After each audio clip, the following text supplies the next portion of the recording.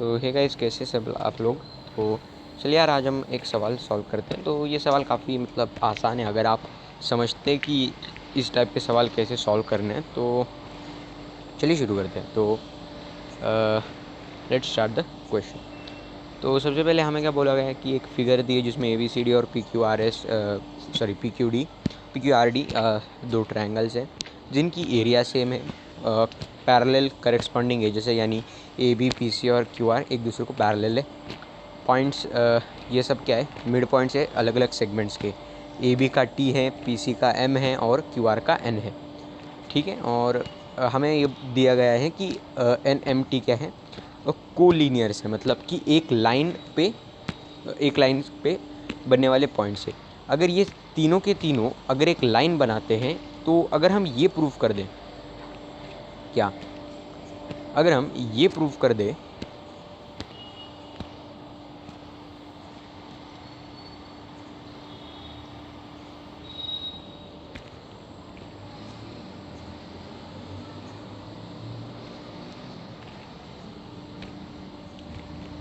Sorry guys, please में आपका मेरा आवाज़ कट हो गया था।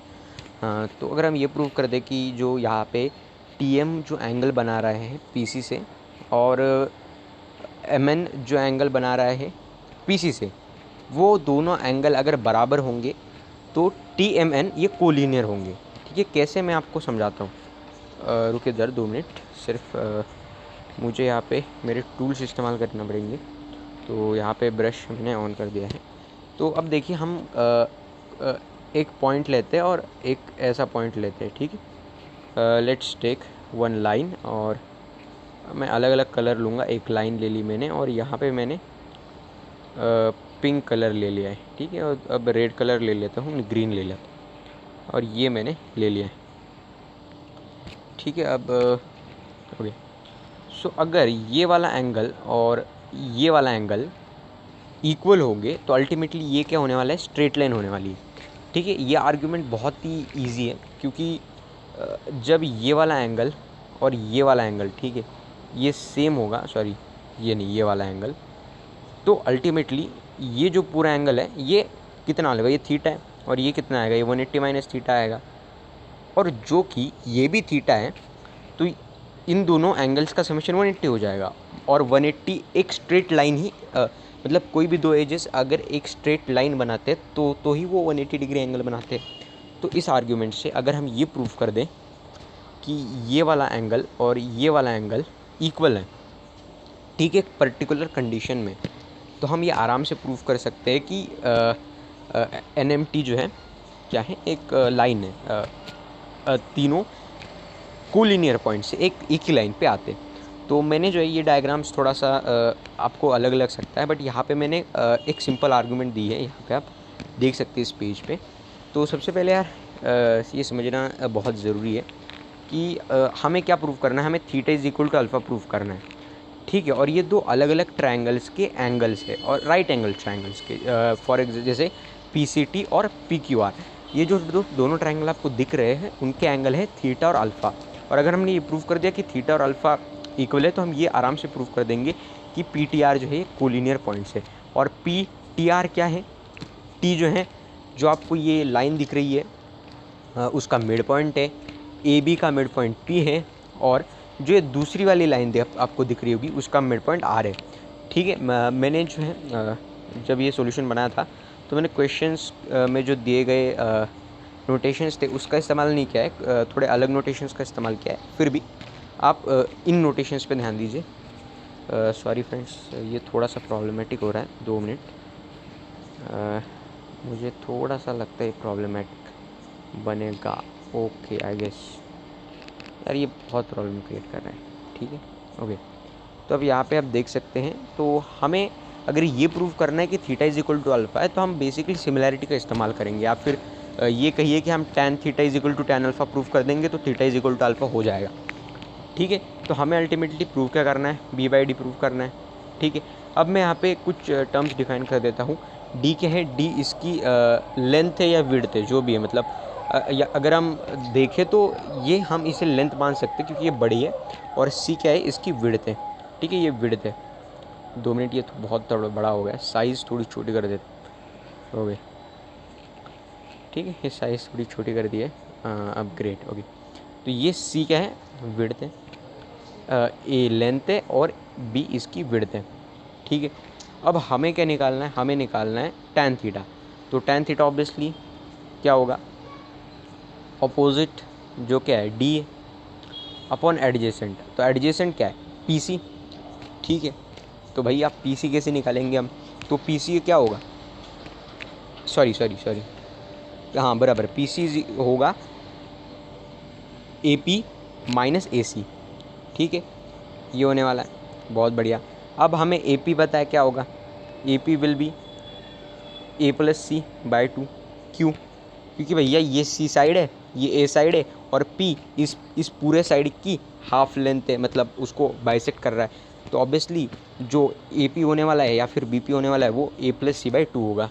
बहुत बढ़िया, तो यहाँ पे हमें ए पी तो मिल गया, ए पी क्या होगा ए बाई 2 प्लस सी बाई 2। अब हमें उससे सब्ट्रैक्ट करना है ए सी, पी सी पाने के लिए। तो भैया यार ये तो टफ़ है, थोड़ा सा टफ़ नहीं है, बहुत आसान है, सॉरी। तो ए सी क्या है, ए सी सी बाई 2 है। ठीक है, ये दिख रहा है ना आपको, ये सी है पूरा का पूरा, और यहाँ से परपेंडिकुलर ड्रॉप किया हमने। ठीक है, टी तो है ही बाइसेक्टर, सी भी होगा क्योंकि भैया परपेंडिकुलर ड्रॉप कर दिया है, तो बाय सिमिट्री। ठीक है ना, सिमिट्री की तो यार बात भी नहीं है, वैसी ज़रूरत भी नहीं है यहाँ पे, बहुत ईजी है समझना कि ये सारे के सारे रेक्टेंगल बन रहे हैं। ठीक है, ये जो ए सी टी है और ये कोई भी साइड ओ नाम दे दो और इसको कोई भी नाम दे दो, तो ये जो दो ट्रायंगल्स दिख रहे हैं आपको, ये 2 ट्रायंगल्स क्रिएट हो रहे हैं। तो अल्टीमेटली ये वाली साइड ये इसकी इक्वल होनी चाहिए, और जो कि हाफ है। ठीक है, जो कि क्या है सी बाई 2 है, तो अल्टीमेटली ये भी सी बाई 2 होगा। ठीक है, तो इसमें से हमें सी बाई 2 सब्ट्रैक्ट करना है। तो भैया ये तो ए बाई 2 आ गया। ठीक है, यही यहाँ पे लिखा है, ये यहाँ पे लिखा है हमने पी सी की लेंथ फाइंड कर ली ए बाई 2। अब भैया हमें फाइंड करनी है पी क्यू की लेंथ। अब यार पी क्यू की लेंथ थोड़ा सा कॉम्प्लिकेटेड है, बहुत ज़्यादा नहीं। ठीक है, बहुत थोड़ा सा। तो हमें पी क्यू की लेंथ फाइंड करनी है, तो हम क्या करेंगे, ए क्यू माइनस ए पी कर देंगे। ठीक है, अब ए क्यू क्या है, ए क्यू की लेंथ फाइंड करनी है, तो ए क्यू की लेंथ कैसे फाइंड कर सकते हैं, ए बी में से हम बी क्यू को सब्ट्रैक्ट कर सकते हैं। ठीक है, बहुत बढ़िया। अब यार ए बी क्या है, A B is A plus C, और बी क्यू क्या है, B Q obviously A by 2 है। ठीक है, अब ये कैसे, बहुत सिंपल यार। ठीक है, क्यू क्या कर रहा है, बाइसेक्ट कर रहा है ना भाई। ठीक है, ये समझ रहे होंगे कि आर एक्चुअल में बाइसेक्ट कर रहा है, और जो कि ये परपेंडिकुलर है क्यू पे, तो ये एक रेक्टेंगल क्रिएट कर रहा है। ये दो जो दिख रहे हैं ना आपको, ये दोनों के दोनों क्या रेक्टेंगल क्रिएट कर रहा है। तो अगर ये साइड ए बाई 2 है तो ये साइड भी ए बाई 2 होगी। तो हम A plus C minus A by 2 कर देंगे, तो हमारे पास क्या बचेगा, ए बाई 2 प्लस सी। ठीक है, ये किसकी लेंथ आ गई, ये तो भाई ए क्यू की लेंथ आ गई।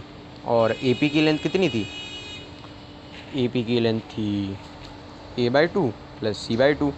क्यों, क्योंकि ये बाइसेक्ट कर रहा था हाफ में, तो इसमें से इसको सब्ट्रैक्ट कर दो, बचेगा क्या, सी बाई 2।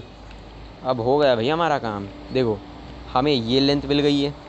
ठीक है, बहुत बढ़िया, हमें ये लेंथ मिल गई है और ये लेंथ मिल गई है। अब हम सिमिलैरिटी लगा रहे या ट्रिग्नोमेट्री यूज़ करें, मैं प्रीफर करूँगा सिमेट्री लगाना। तो यहाँ पे आपको थीटा एंगल दिख रहा होगा और alpha.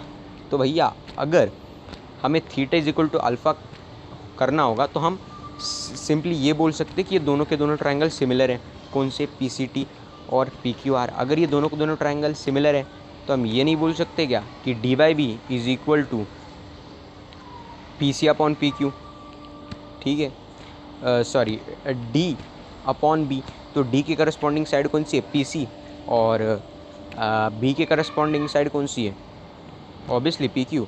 So P C upon P Q is equal to D by B. कैसे, सिमिलैरिटी से आप देख सकते हैं यार, यहाँ पे बहुत क्लियरली सिमिलैरिटी लगा लो तुम्हें मिल जाएगा D by P C, D by B is equal to D के करस्पॉन्डिंग साइड कौन सी है, P C upon P Q, B के करस्पॉन्डिंग साइड।